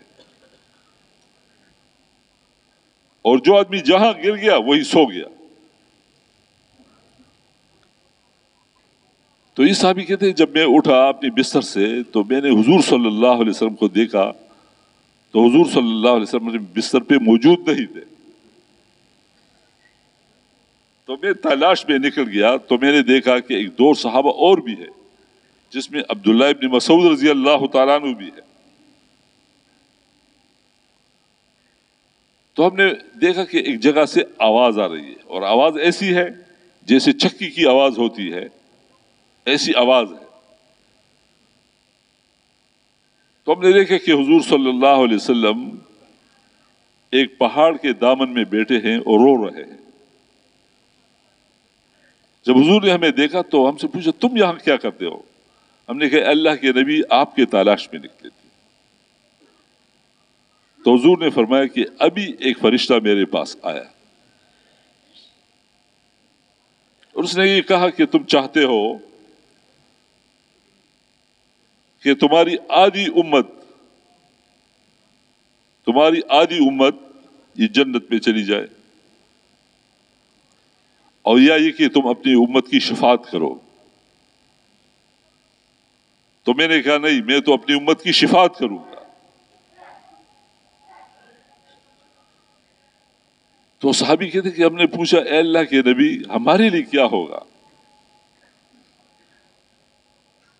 تو حضور نے فرمایا کہ میری شفاعت جو ہے وہ میری امت کے برے لوگوں کے لیے ہے. تو پھر ہم نے پوچھا اے اللہ کے نبی ہمارے لیے؟ تو حضور نے فرمایا کہ میری شفاعت ہر اس آدمی کے لیے ہے کہ ایسی حالت میں اس کی موت آ جائے کہ وہ اللہ کے ساتھ شرک نہ کرے. جو اللہ کے ساتھ شرک کرتا ہے اللہ پاک اس کو معاف نہیں کرتا ہے، کیونکہ ان الشرک لظلم عظیم، ایک بہت بڑا ظلم ہے. دیکھو انبیاء علیہ الصلوۃ والسلام کی دعوت کیا تھی؟ ایک اللہ کی دعوت تھی کہ تم اللہ کے ساتھ کسی کو شریک نہ ٹھہراؤ کسی چیز میں بھی. اس لیے بھائی یہ جو کلمہ ہے نا، کلمہ یہ کلمے کی جو محنت ہے یہ بہت ضروری ہے کہ ہم روزانہ، ہمارے بزرگ کہتے ہیں بھائی روزانہ تم دعوت دو. ہاں جی، عصر سے عشاء تک وقت کس لیے ہے بھائی؟ مسجد کے لیے، مسجد کے لیے. ہاں جی، جیسے انسان بازار میں پھرتا ہے روزانہ، کپڑے میلے ہو جاتے ہیں، بدن میلا ہو جاتا ہے، پھر انسان کیا کرتا ہے؟ صابن سے غسل کرتا ہے، کپڑے دھوتا ہے. ایسے بھائی ایمان بھی پرانا ہو جاتا ہے. اللہ کے نبی نے فرمایا ایمان پرانا ہو جاتا ہے، اپنے ایمان کو تازہ کرتے رہا کرو. تو صحابہ نے پوچھا اے اللہ کے نبی ہم اپنے ایمان کو کیسے تازہ کریں؟ فرمایا بقول لا الہ الا اللہ. اس کلمے کو بہت زیادہ پڑھو، اس کو کہو، اس کی دعوت دو، تمہارا ایمان آجی یہ تازہ ہوگا. ایمان پرانا ہو جاتا ہے. جب انسان ایمان کے مجلس میں ہوتا ہے ایمان اوپر چلا جاتا ہے. جب ایمان کی مجلس نہیں ہوتی ہے، دنیا کے تذکرے ہوتے ہیں، مخلوق کے تذکرے ہوتے ہیں، ایمان نیچے گر جاتا ہے. انسان مخلوق سے متاثر ہوتا ہے، چیزوں سے متاثر ہوتا ہے. تو اللہ پاک ہماری حفاظت فرمائے. ہاں، اور میرے دوستو حضور صلی اللہ علیہ وسلم نے صحابہ پہ ایسی محنت فرمائی کہ دیکھو دنیا میں تمہارے اوپر حالات آئیں گے، تکلیف آئے گی، مصیبت آئے گی، پریشانی آئے گی. تم کیا کرو گے؟ اعمال کرو گے. اعمال کے ذریعے سے اللہ پاک سے اپنی حاجتوں کو پورا کرو گے. جب حضور صلی اللہ علیہ وسلم کے زمانے میں حالات آتے تھے، تکلیف آتی تھی، مصیبت آتی تھی، پریشانی آتی تھی، تو حضور کیا کرتے تھے؟ مسجد کی طرف جاتے تھے، نماز پڑھتے تھے. آج میرے دوستو یہ معمول ہمارا بھی بن جائے کہ جو پریشانی بھی آ جائے بھئی ہماری دوڑ مسجد کی طرف، اب مسجد کی طرف دوڑے. حدیث مبارک کا مفہوم ہے زمین پر سب سے بہترین جگہ، اللہ کو محبوب جگہ یہ مسجد ہے. ناپسند جگہ یہ بازار ہے، جہاں کے بازار بھی ہے بھائی. اس زمانے میں حضور نے فرمایا ہاں مدینہ کا بازار اللہ کو پسند نہیں ہے. ہاں جی، محبوب جگہ یہ مسجد ہے، مساجد یہ ایمان ساز ہے، یہاں پر ایمان اور اعمال بنتے ہیں. بازار یہ ایمان سوز ہے، ایمان اور اعمال جل جاتے ہیں. بازاروں میں سارا دن اللہ کے غیر کے تذکرے ہوتے ہیں، مخلوق کے تذکرے ہوتے ہیں. لوگ سچی جھوٹی قسمیں کھاتے ہیں، اللہ کو ناراض کرتے ہیں. میرے دوستو فرماتے ہیں اگر کوئی بلا اور مصیبت زمین پہ نازل ہوتی ہے اللہ پاک ان لوگوں سے ہٹاتے ہیں جو مساجد کو آباد کرتے ہیں. تو بھئی یہ ارادہ تو ہم سب کریں کہ انشاءاللہ ہم اپنے مساجد کو آباد کریں گے. ہاں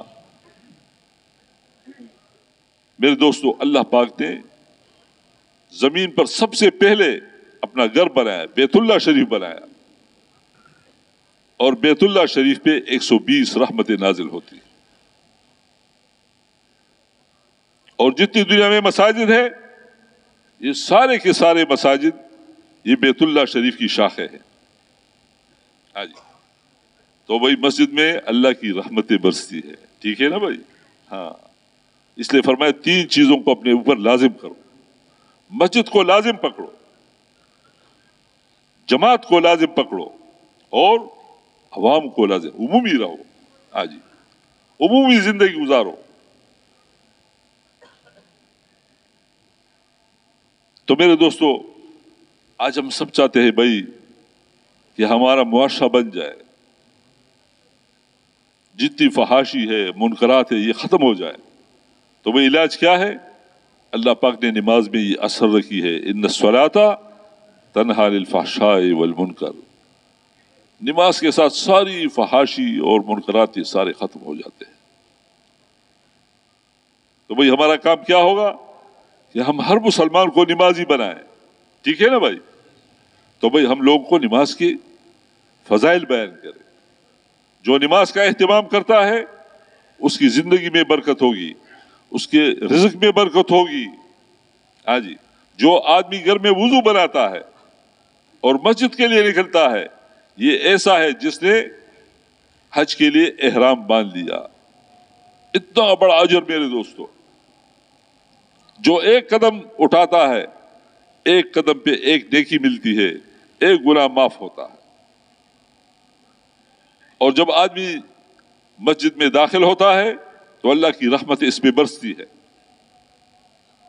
جب آدمی فرض نماز پڑھ لیتا ہے تو حدیث مبارک کا مفہوم ہے ہر فرض نماز کے بعد ایک دعا ضرور اللہ پاک قبول فرماتے ہیں۔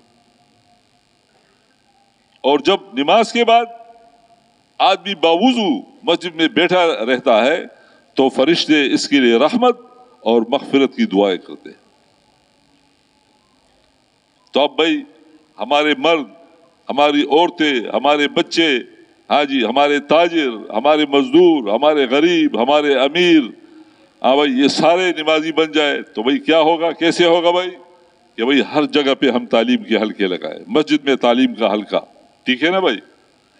ہاں، بازاروں میں تعلیم کے حلقے، گھروں میں تعلیم کے حلقے، ہاں جی، کہ بھائی ہم فضائل سنائے۔ تو بھائی کون کون تعلیم کے حلقے لگائے گا؟ ماشاءاللہ، اللہ قبول فرمائے۔ اور بھائی اللہ جل جلالہ وہ تو انتہائی کریم ذات ہے، اپنے بندوں پہ بہت زیادہ مہربان۔ جب ہم اللہ کا نام لیتے ہیں تو اللہ کی طرف سے جواب آتا ہے، لبیک یا عبدی، میرے بندے کیا چاہتے ہو؟ جواب آتا ہے۔ ایک صحابی بیٹھے تھے اور کہہ رہے تھے، یا ارحم الراحمین، یا ارحم الراحمین، یا ارحم الراحمین۔ تو حضور نے فرمایا، مانگو، کیا مانگتے ہو؟ اللہ کی رحمت تیری طرف متوجہ ہے۔ اللہ قبول کرنے والے، ادعونی استجب لکم، مانگو، قبول کرنے والے اللہ پاک کے ذات عالی ہے، وہ قبول کرتے ہیں۔ ہاں جی، تو وہی ہماری زبانوں پہ روزانہ اللہ کا نام ہو، سبحان اللہ، الحمدللہ، لا الہ الا اللہ، اللہ اکبر۔ میرے دوستو، اللہ پاک کا ہمارے اوپر بہت بڑا حق ہے۔ ہاں جی، اتنی نعمت اللہ پاک نے ہمیں دی ہے، بھئی اگر ہم اللہ کی نعمتوں کو گننا شروع کریں تو گن سکتے ہیں؟ ہاں بھائی، آنکھیں دی، کان دیے، دل دیا، دماغ دیے، ہاتھ پیر دیے، کھانے کے لیے عجیب عجیب چیزیں دی۔ ہاں جی، وہ ہمیں چلا رہے ہیں، ٹھیک ہے نا بھائی؟ چلانے والے کون ہے؟ اللہ پاک ہے۔ سلانے والے، کھلانے والے، پلانے والے، میرے دوستو اللہ کا بہت بڑا حق ہے ہمارے اوپر، لہذا ہم اللہ کی بڑائی بیان کریں، ہم اللہ کی نعمتوں کے تذکرے کریں۔ وَأَمَّا بِنِعْمَةِ رَبِّكَ فَحَدِّثْ، جو نعمت اللہ پاک نے دی اس کو بیان کرو، اس کے تذکرے کرو۔ ہاں جی، تو میرے دوستو اللہ پاک فرماتے فَاذْكُرُونِي أَذْكُرْكُمْ، مجھے یاد کیا کرو، میں تمہیں یاد کیا کروں۔ جب ہم اللہ کا نام لیتے ہیں تو اللہ پاک کی طرف سے جواب آتا ہے۔ ہاں جی، ایسے بھائی درود شریف، ایسے استغفار، ہاں جی، جو آدمی درود شریف پڑھتا ہے، ایک مرتبہ درود پڑھتا ہے، 10 رحمتیں اللہ پاک نازل فرماتے ہیں، 10 نیکی عطا فرماتے ہیں، 10 گناہ معاف فرماتے ہیں، اور 10 درجے جنت میں بلند فرماتے ہیں، ایک مرتبہ درود شریف۔ جو آدمی ان الفاظ کے ساتھ درود شریف پڑھے گا، اللہم صلی علی محمد عبدک و رسولک وصلی علی المؤمنین والمؤمنات والمسلمین والمسلمات، اللہ پاک اس کے مال میں برکت عطا فرمائیں گے۔ ایک آدمی کے پاس کچھ بھی نہیں ہے، جب یہ درود شریف پڑھتا ہے تو یہ صدقے کے برابر ہوتا ہے۔ اور فرمایا جس نے استغفار کو اپنے اوپر لازم کیا اللہ پاک اس کو ہر تنگی سے نکالیں گے اور ایسی طرف سے روزی عطا فرمائیں گے کہ اس کا گمان بھی نہیں ہوگا کہاں سے ملا. اور اللہ نے حضور سے فرمایا جب تک آپ ان میں موجود رہیں گے میں ان کو عذاب نہیں دوں گا اور جب تک یہ استغفار کرتے رہیں گے میں ان کو عذاب نہیں دوں گا. میرے دوستو اللہ پاک اس قوم کو ہلاک نہیں کرتی ہے جب یہ استغفار کرتی رہتی ہے. میرے دوستو یونس علیہ السلام اللہ کے نبی تھے. جب مچھلی کے پیٹ میں چلے گئے تو اللہ کو پکارنا شروع کیا. فنادا فی الظلمات اللہ الہ الا انت سبحانک انی کنت من الظالمین فاستجبنا له ونجیناہ من الغم وکذلک ننجی المؤمنین. قیامت تک اللہ کا وعدہ ہے, قیامت تک یہ دروازہ بند نہیں ہے. اللہ پاک فرمائے جیسے میں نے یونس علیہ السلام کو نجات دی جب اس نے اللہ کو پکارنا شروع کیا ان الفاظ کے ساتھ, تو جو ایمان والا بھی یہ پڑھے گا میں اس کو نجات دوں گا. تو بھائی کم از کم 313 مرتبہ تو روزانہ ہم اس کو پڑھیں, ٹھیک ہے نا بھائی. لا الہ الا انت سبحانک انی کنت من الظالمین ہر مسئلے کا حل ہے, ہر پریشانی کا حل ہے, ہر مصیبت کا حل ہے. اور میرے دوستو ایک حدیث مبارک کا مفہوم ہے کہ جتنی مخلوق اللہ پاک نے پیدا کی ہے یہ ساری کی ساری مخلوق ایسی ہے جیسے اللہ کا عیال, اللہ کا خاندان. اللہ پاک کو وہ آدمی بہت محبوب ہے کہ اللہ کے عیال کے ساتھ اچھا سلوک کرے, اس کے اوپر رحم کرے. حدیث مبارک کا مفہوم ہے ارحموا من فی الارض یرحمکم من فی السماء. تم زمین والوں پہ رحم کرو, آسمان والے وہ تمہارے اوپر رحم کریں گے. ایک حدیث مبارک کا مفہوم ہے کہ اللہ پاک اپنے بندے کی مدد فرماتے ہیں جب یہ اپنے مسلمان بھائی کی مدد کرتا ہے. بھائی مسلمان کا بہت بڑا مقام ہے اللہ کے نزدیک. اس لیے کیا فرمایا مسلمان کی بے عزتی یہ بدترین سود ہے, اللہ پاک ناراض ہوتے ہیں. تو بھائی ہم کسی کو حقیر نگاہ سے نہیں دیکھیں گے. ہاں جی, ابراہیم علیہ السلام اللہ کے نبی تھے. تو ایک دن ایک مجوسی آیا, مجوسی, اس نے مطالبہ کیا کہ ایک وقت کا کھانا مجھے کھلاؤ. تو ابراہیم علیہ السلام نے مطالبہ کیا کہ تم مسلمان ہو جاؤ میں تمہیں کھانا کھلا دوں گا. اس نے انکار کیا, میں مسلمان نہیں ہوتا ہوں, ایسا ہی چلا گیا.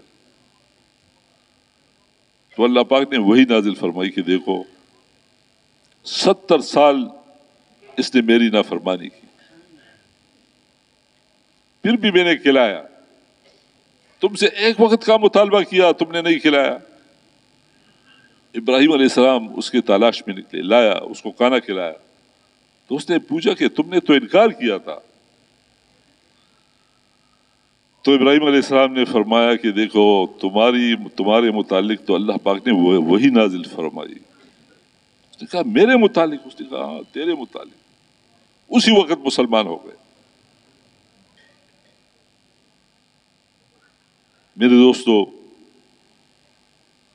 اللہ جل جلالہ کو یہ بات بہت محبوب ہے, بہت. فرمایا دیکھو ہمیں معمولی بات یہ نظر آتی ہے, بھوک کی حالت میں ایک مسلمان کو کھانا کھلانا, اللہ پاک بے حد خوش ہوتے ہیں اس بات سے.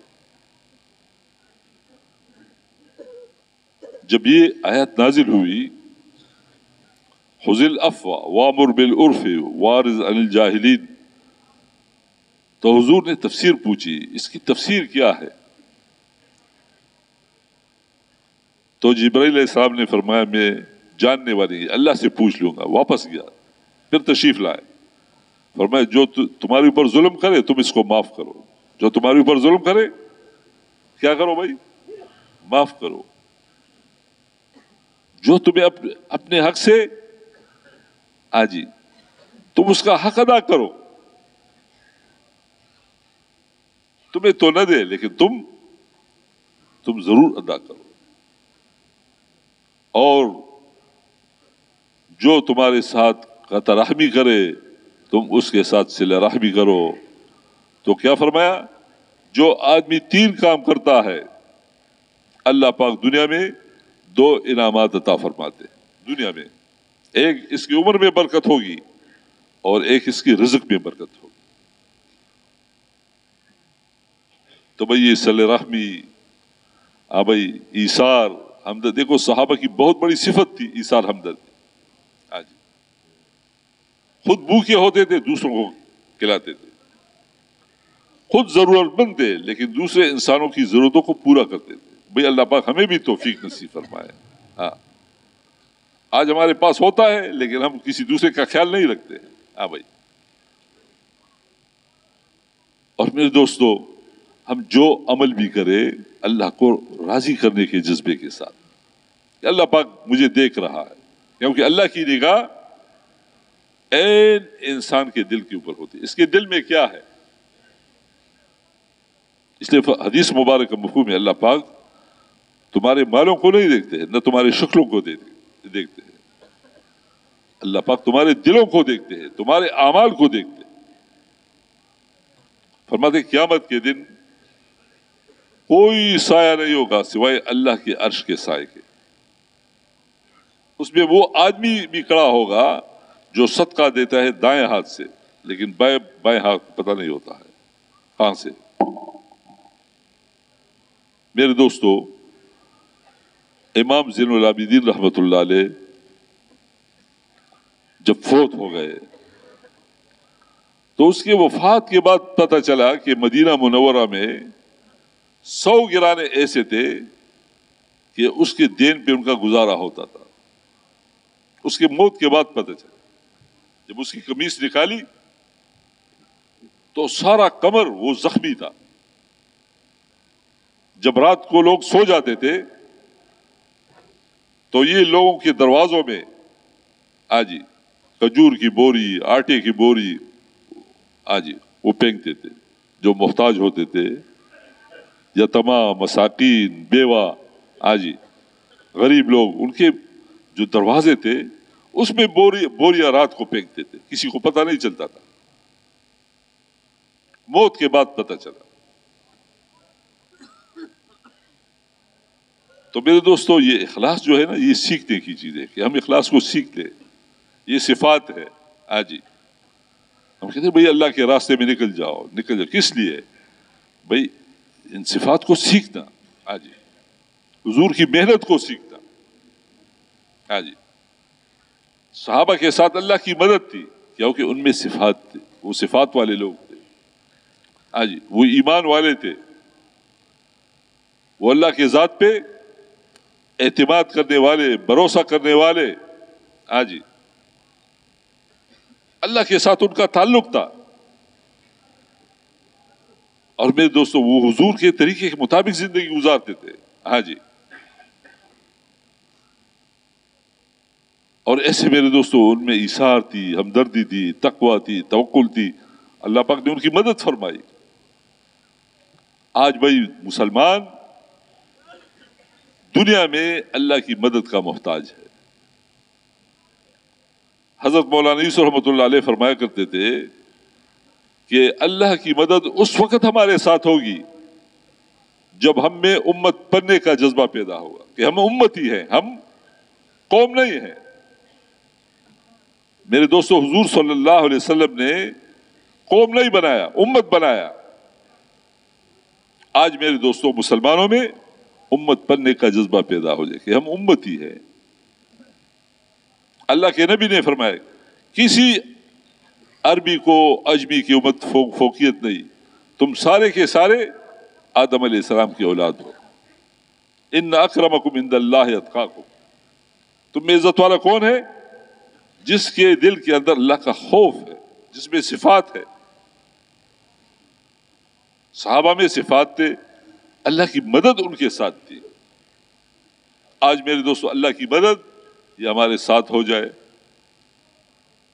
تو بھئی یہ جو محنت ہے دعوت و تبلیغ کی، آج اس میں یہ بات کہی جاتی ہے کہ بھائی ہم پوری دنیا کے انسانوں کے لیے اللہ پاک نے ہمیں بھیجا ہے اور ہم ذمہ دار ہیں. ہم کیا ہے بھائی؟ ہم ذمہ دار ہیں. ہمارے اوپر ذمہ داری اللہ پاک نے ڈالی ہے. اللہ پاک نے ہماری تعریف کی تورات میں، انجیل میں، زبور میں، اور ابراہیم علیہ السلام کے صحیفوں میں، اور قرآن پاک میں اللہ پاک نے ہماری تعریف کی. جو پہلے امتیں آئی اس کی تعریف اللہ نے نہیں کی، بلکہ میرے دوستو ان کی کمیوں کمزوریوں کو اللہ نے بیان کیا. اس سے یہ گناہ ہوا، اللہ پاک نے یہ عذاب مسلط کیا. اور میرے دوستو اس امت کی تعریف فرمائی کہ ایسی امت آئے گی کہ جیسے نبی محنت کرتے تھے، انبیاء علیہ السلام اللہ کی دین کے لیے مشقتیں اٹھاتے تھے، تکلیفیں برداشت کرتے تھے، ایسی یہ امت ہوگی. اس لیے فرمایا وَجَاهِدُوا فِي اللَّهِ حَقَّ جِهَادِهِ هُوَ اجْتَبَاكُمْ، تم اللہ کی دین کے لیے محنت کرو جیسے کہ محنت کرنے کا حق ہے، کیونکہ اللہ نے تمہیں پسند کیا، اللہ پاک نے تمہارا انتخاب کیا. ہاں جی، ہم میں سے ہر ایک مسلمان اس کو اللہ نے پسند کیا ہے اس کام کے لیے. اور میرے دوستو یہ ایک عظیم منصب ہے. آج میرے دوستو عیسیٰ علیہ السلام پہ اللہ پاک نے وحی نازل فرمائی کہ آپ کے بعد ایک امت آنے والی ہے جو امر بالمعروف کرے گی، نہی عن المنکر کرے گی. نہ ان کے پاس علم ہوگا، نہ ان کے پاس حلم ہوگا. تو عیسیٰ علیہ السلام نے کہا اے اللہ یہ کیسی امت ہوگی کہ یہ امر بالمعروف کرے گی، یہ نہی عن المنکر کرے گی، نہ ان کے پاس علم ہوگا نہ حلم ہوگا. تو اللہ رب العزت نے فرمایا میں ان کو اپنے علم سے علم دوں گا، میں ان کو اپنے حلم سے حلم دوں گا. ہاں جی میرے دوستو عجیب عجیب انعامات ہیں اللہ کے. اور فرمایا داؤد علیہ السلام پہ اللہ پاک نے وحی نازل فرمائی کہ آپ کے بعد ایک امت آنے والی ہے، یہ احمد صلی اللہ علیہ وسلم کی امت ہے، اور قیامت کے دن یہ ایسی حالت میں حاضر ہوگی کہ ان کے چہروں کا نور یہ انبیاء علیہ السلام کے چہروں کے نور کے مشابہ ہوگی. عجیب. تو بھائی یہ نمازوں پہ ہے، ذکر تلاوت پہ ہے؟ نہیں بھائی، یہ اس جوہد پہ ہے. ہاں جی جیسے صحابہ اللہ کے راستے میں مارے مارے پھرتے تھے. ہاں جی میرے دوستو صحابہ کرام رضی اللہ تعالی اجمعین وہ انتہائی غریب لوگ تھے. ان کے پاس ایسی مال دولت نہیں تھی، ان کے پاس ایسے لباس نہیں تھے جو ہم پہنتے ہیں. ہاں جی ان کے پاس ایسے کانے نہیں تھے، اور نہ ان کے پاس ایسی سواریاں تھی جو آج کل ہمارے پاس سواریاں ہیں. ان کے پاس ایسی سواریاں نہیں تھی. یہ سفر کرتے تھے گھوڑوں پہ، اونٹوں پہ، خچروں پہ، گدوں پہ. آج اس میں سفر کرتے تھے. آج ہم مسلمان ہیں نا، ہم کلمہ پڑھ رہے ہیں. یہ صحابہ آئے یہاں پر، انہوں نے مکہ مدینہ یہ چھوڑ دیا، یہاں پر آئے. اس لیے فرمایا بھائی اس امت کی بہت بڑی شان ہے. اور آپ کو معلوم ہے اس امت کی کارگزاری کب ہوگی؟ فرمایا حشر کے میدان میں ہوگی. حشر کے میدان میں. قرآن پاک کی آیت کا مفہوم ہے کہ قیامت کے دن سارے انبیاء علیہ السلام وہ تمہارے اوپر گواہ بنیں گے، اور تم گواہ بنو گے پوری دنیا کے انسانوں کے اوپر. وہاں کارگزاری ہوگی. اللہ جل جلالہ ہر قوم سے پوچھیں گے تم نے ایمان کیوں نہیں لایا، تم نے میرے احکامات کو کیوں پورا نہیں کیا. وہ عذر کریں گے اے اللہ ہمارے پاس کوئی بتانے والا نہیں آیا تھا. تو اللہ پاک اس زمانے کے نبی سے پوچھیں گے کہ تم ان کے پاس نہیں گئے تھے. وہ فرمائیں اے اللہ تو علیم اور خبیر ذات ہے، میں تیرے احکامات کو لے کے گیا، ان لوگوں نے بات نہیں مانی. تو وہ جواب میں وہ امت کیا کہے گی؟ نعوذ باللہ، امت نبی کے اوپر الزام لگائیں گے، یہ جھوٹ بولتا ہے، یہ ہمارے پاس نہیں آیا تھا۔ تو اللہ پاک نبی سے فرمائیں گے تمہارا کوئی گواہ ہے کہ تم اپنے گواہ کو پیش کرو؟ اللہ اکبر۔ تو نبی کیا فرمائیں گے؟ اے اللہ، حضور کی امت میری گواہ ہے، حضور کی امت ہماری گواہی چلے گی۔ تو وہ لوگ کہیں گے اے اللہ یہ کیسے گواہی دیتے، یہ تو زمانے میں نہیں تھے۔ اب ابراہیم علیہ السلام کے زمانے میں، لوط علیہ السلام کے زمانے میں، نوح علیہ السلام کا زمانے میں ہم تو نہیں تھے۔ تو یہ کہیں گے اے اللہ تو نے اپنے کلام میں فرمایا تھا کہ میں نے نوح علیہ السلام کو بھیجا، ابراہیم علیہ السلام کو بھیجا، لوط علیہ السلام کو بھیجا، ان لوگوں نے بات نہیں مانی۔ یہ جو وقت چل رہا ہے، یہ زمانہ جو چل رہا ہے اس وقت، روس، چین، امریکہ، افریقہ، پوری دنیا انسان ہے نا بھائی، ان سے بھی اللہ پاک پوچھیں گے۔ ہاں جی، تو یہ کیا کہیں گے؟ اب یہ کیا کہیں گے؟ ہمارے پاس کوئی نہیں آیا تھا۔ تو یہ جو قرآن کی آیت ہے کنتم خیر امت اخرجت للناس، علماء کرام فرماتے یہ آیات، ہاں جی، تم بہترین امت ہو، اللہ پاک نے تمہاری تشکیل کی ہے۔ کیا تشکیل کی ہے؟ تم دنیا میں پھرو، آواز لگاؤ، کامیابی اللہ پاک نے دین میں رکھی ہے، دین کی طرف آؤ، تاکہ انسان تمہاری وجہ سے یہ جہنم کی آگ سے بچ جائے۔ آج میں کہتا ہوں بھائی میں تو تاجر ہوں، میں زمیندار ہوں، میں ڈاکٹر ہوں، میں انجینئر ہوں، میرے پاس وقت نہیں ہے، ہاں جی، میں فارغ نہیں ہوں۔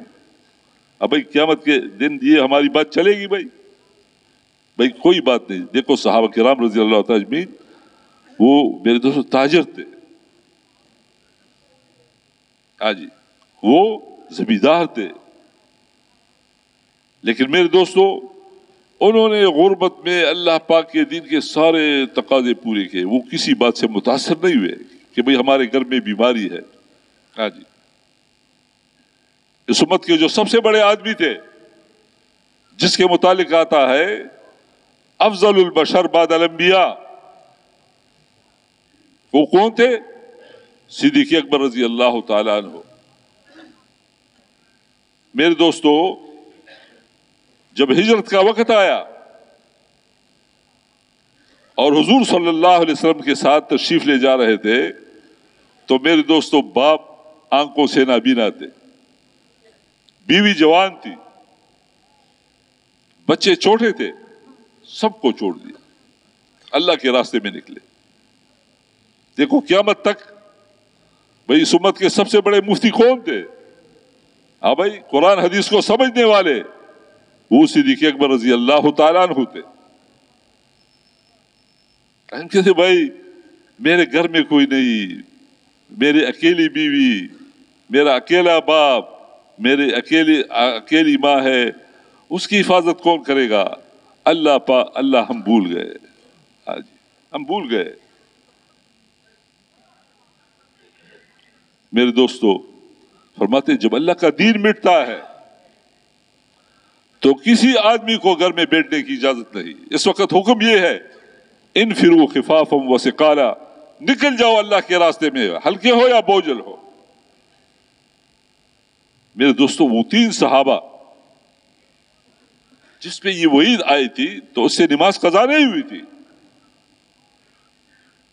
یا اس نے روزہ کہ بھئی اس سے روزہ چلا گیا، یا اس نے حج چھوڑا تھا، ہاں بھائی ایسی وعید کہ حضور نے فرمایا سارے ان کے ساتھ مکمل بائیکاٹ کرو۔ بھئی کس وجہ پہ؟ صرف ایک مرتبہ یہ اللہ کے راستے میں نہیں نکلے، تبوک کے موقع پہ ہاں جی یہ نہیں نکلے، ایسی سخت وعید آئی۔ آج ہم کہتے ہیں بھئی پریشانی ہے بھئی ہم نے اپنا کام چھوڑ دیا، ہم نے دوسرے راستوں کو اختیار کیا، ہاں جی بھئی اس لیے پریشانی ہے۔ میرے دوستو حضرت مولانا الیاس رحمۃ اللہ علیہ جس نے اس محنت کو شروع فرمایا، بلکہ اس دور میں تو یہ سمجھو کہ یہ اس کام کے امام ہے، بہت بڑے آدمی تھے، حالانکہ بھائی صحابی نہیں تھے اور نہ تابعی تھے، اس زمانے کے ایک آدمی تھے، عالم تھے اور واقعی بزرگ آدمی تھے. لوگ آتے تھے حضرت ہمارے لیے دعا کرو دعا کرو، تو ایک آدمی آیا، جو آدمی بھی آیا تھا حضرت نے بھائی جماعت جا رہی، جماعت کے ساتھ جاؤ، دعا وہاں قبول ہوتی ہے. تو ایک آدمی آیا، کہا کہ حضرت میرے گھر والوں کو درد ذیل ہے، اولاد کی تکلیف ہے، میرے لیے دعا کرو. تو حضرت نے فرمایا وہ جماعت جا رہی، جماعت کے ساتھ جاؤ، جماعت میں دعا قبول ہوتی ہے. وہ آدمی چلا گیا. تو میرا جیسے ایک آدمی بیٹھا ہوا تھا ساتھ، کہا کہ حضرت یہ تو اس کو شرعی عذر تھی، آپ دعا فرماتے. تو حضرت نے فرمایا میری دعا قرض ہے، اور یہ جو اللہ کے راستے میں جا رہا ہے یہ نگ اللہ کی مدد ہے. اور قرآن پاک کی آیت تلاوت فرمائی، یا ایھا الذین آمنوا ان تنصروا اللہ ینصرکم ویثبت اقدامکم. اے ایمان والو، اگر تم اللہ کی مدد کرو گے اللہ پاک تمہاری مدد فرمائیں گے، تمہارے قدم اللہ پاک مضبوط فرمائیں گے. آج میرے دوستو ہمیں یہ بات سمجھ میں نہیں آتی ہے. آج بھائی میں ذکر کرتا ہوں، تلاوت کرتا ہوں، بھائی جو عظیم محنت ہے. آج ایک گھر میں آگ لگ گئی، تم علماء سے پوچھو، علماء سے جا کے پوچھو کہ ایک گھر میں آگ لگ گئی اور ایک آدمی فرض نماز پہ کھڑا ہے، تو یہ کیا کرے گا بھائی؟ آپ بھائی علماء سے پوچھو، یہ نماز پورا کرے گا یا جا کے نماز چھوڑ کے وہ آگ بجھائے گا؟ علماء سے پوچھو. دیکھو انبیاء علیہ السلام کی محنت ہے یہ دعوت و تبلیغ. اور میرے دوستو ابراہیم علیہ السلام وہ نبی ہے جس کے متعلق اللہ رب العزت نے اپنے کلام میں فرمایا اتبع ملت ابراہیم حنیفہ. تم ابراہیم علیہ السلام کے طریقے کا اتباع کرو. کس چیز میں؟ نماز میں، ذکر میں، تلاوت میں نہیں، قربانی میں. جیسے قربانی ابراہیم علیہ السلام نے کی وہ مطالبہ اللہ پاک ہم سے کرتے ہیں. اس نے کیسی قربانی کی؟ جی یہ فلسطین کے رہنے والے تھے، اللہ نے حکم دیا اس سرزمین کو چھوڑو، اور بیوی اور بچہ کو ساتھ لیا اور چلتے چلتے چلتے وہ مقام جہاں بیت اللہ شریف ہے وہاں پہنچے. پتہ نہیں کتنے مہینے سفر کیا. جب وہاں پہنچے تو اللہ نے حکم دیا یہاں چھوڑو. اور بیت اللہ شریف اس زمانے میں ایسا نہیں تھا جیسے آج ہم دیکھ رہے ہیں نا، آبادی ہے، بلڈنگ ہے، پانی ہے، کانے ہیں، ہوٹل ہے. نہیں، لک اور دک سارا، کوئی گھاس نہیں، کوئی درخت نہیں، کوئی سایہ نہیں، یہاں تک پانی بھی نہیں تھا. ابراہیم علیہ السلام نے چھوڑ دیا اور ابراہیم علیہ السلام تشریف لے گئے. اب میرے دوستو وہ جو کانا تھا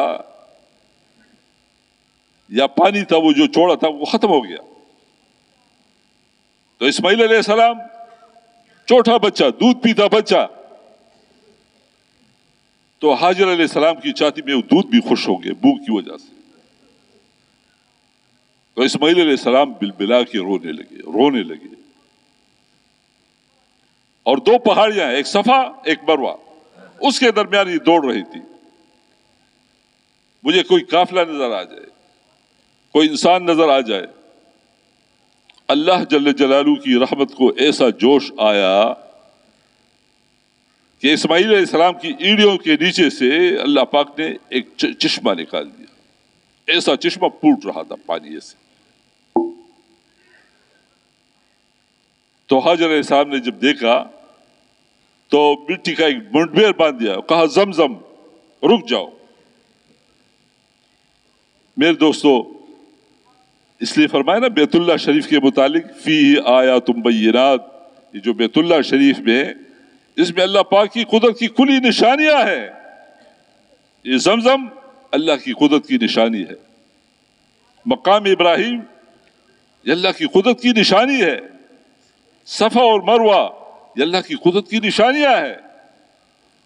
اور حدیث مبارک مفہوم ہے کہ یہ وہ مقامات ہے جہاں پہ دعا قبول ہوتی ہے. تو ابراہیم علیہ السلام نے کیا ثابت کیا؟ اے اللہ میرے دل میں تیرے سوا کسی کی محبت نہیں، ہر چیز اے اللہ تیرے نام پہ قربان. پھر اللہ نے حکم دیا، جب یہ آیا تو اسماعیل علیہ السلام بڑے ہو چکے تھے، تو اللہ نے حکم دیا اس کو ذبح کرو. تو ابراہیم علیہ السلام نے یہ نہیں کہا اے اللہ ایسا آجی اکیلا بیٹھا اس کو میں کیسے، نہیں میرے دوستو، اللہ کا حکم یہ بھی پورا کیا، اس پہ چوری پیر دی، ثابت کیا اے اللہ میرے دل میں تیرے سوا کسی کی محبت نہیں. بھئی اللہ پاک ہم سے بھی یہ مطالبہ کر رہے ہیں، یہ دل اللہ کے لیے صاف کرو. آجی اس سے بیوی کی محبت، بیٹے کی محبت، ماں کی محبت، باپ کی محبت، بھئی یہ ساری محبتیں سے نکالو. کس کی محبت بٹھاؤ؟ ایک اللہ کی. حضرت مولانا یوسف رحمۃ اللہ علیہ نے جب یہ واقعہ بیان کیا تو فرمایا کہ تم اللہ کے راستے میں نکل جاؤ. اور وہ دہلی میں ایک چوک ہے چاندنی چوک، اور فرمایا تم اپنے بیوی بچے کو یہاں چھوڑ دو، میں دیکھتا ہوں کہ کوئی آنکھ اٹھا کے اس کو دیکھ لے. تم اللہ کے راستے میں نکل جاؤ، جیسے اللہ پاک نے ابراہیم علیہ السلام اور اس کی اولاد کی حفاظت فرمائی، اللہ پاک تمہارے بیوی بچوں کی ایسی حفاظت فرمائے گی. میرے دوستو یہ تو امن کا راستہ ہے. آج ہم کہتے بھائی دنیا میں امن کیسے آئے گا؟ آج امن تو دین کے ساتھ ہے، دین آئے گا تو امن آئے گا.